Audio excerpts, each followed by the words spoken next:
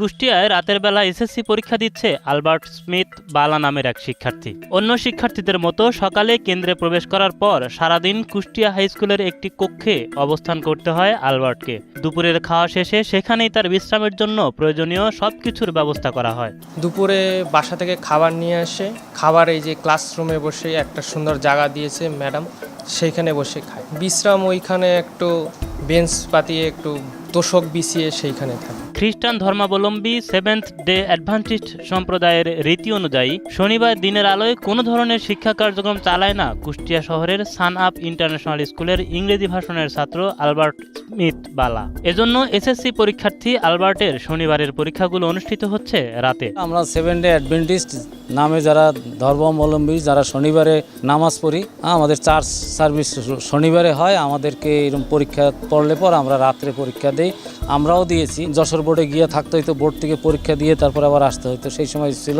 কিন্তু এখন বর্তমান সরকার এই সুযোগটা করে দিয়েছে যেন লোকালে ব্যবস্থা করা হয়। আমার বিষয়গুলো যেগুলো পড়েছে সেগুলো হচ্ছে বাংলা দ্বিতীয় পত্র, ফিজিক্স এবং হায়ার ম্যাথ। এই তিনটা পরীক্ষা আমি শনিবার দিন 8টা থেকে পরীক্ষা দিই, রাত 7টা থেকে রাত 9টা পর্যন্ত।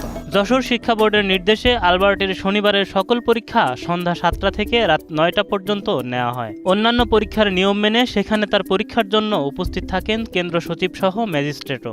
অন্যান্য পরীক্ষা যে নিয়মে হয় সেই নিয়মে সকল টিম অর্থাৎ পরীক্ষা কেন্দ্রের কেন্দ্র সচিব থেকে শুরু করে পিওন, ম্যাজিস্ট্রেট মহোদয় সকলের উপস্থিতিতে সে 2 ঘন্টা পরীক্ষা দেয়। এদিকে আলবার্টের পরীক্ষা নিতে প্রয়োজনীয় সকল ব্যবস্থা গ্রহণ করা হয়েছে বলে জানিয়েছেন কুষ্টিয়া হাই স্কুলের প্রধান শিক্ষক ও কেন্দ্র সচিব খলিলুর রহমান। সন্ধ্যার পরে 7টার সময় পরীক্ষা, 7টার আগে চলে আসি। এটাও আমাদের একটা দায়িত্বের একটা অংশ। প্রশ্ন নিয়ে আসতে হয়, পুলিশের সাথে প্রশ্ন খোলার সময় থাকতে হয়। আমরা আছি সার্বক্ষণিক, পরীক্ষা শেষ পর্যন্ত থাকি আমরা। ইতোমধ্যে পরপর 2 শনিবারে বাংলা ও পদার্থবিজ্ঞান বিষয়ের পরীক্ষা সম্পন্ন হয়েছে। পরবর্তী শনিবার রাতে উচ্চতর গণিত বিষয়ে পরীক্ষা অনুষ্ঠিত হওয়ার কথা রয়েছে।